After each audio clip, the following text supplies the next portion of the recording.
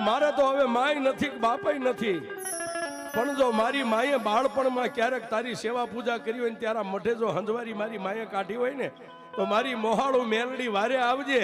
એ સાહેબ આટલું બોલ્યા ને ત્યાં નાના એવા ગોખલાની માલપાથી મારી મેલડી 80 વર્ષની ડોશી બની અને મોહાળમાંથી મારી મેલડી દોડી. હો સાહેબ,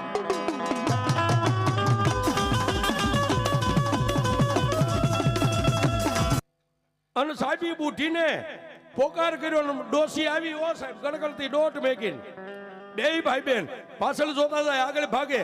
ભાઈએ પછી બેને ભાઈનું બાવડું પકડ્યું, હાલ ભાઈ હું તને દોડાવું. બે ભાઈ બેન દોડ્યા આવે અને મારી ડોસી આગળ કેળાના કાંઠે રાજુભાઈ આમ લાકડી કરીને ઉભી રહ્યો. એ ક્યાં જાવ છો? મારી અમારા મોહાળમાં જાય છે.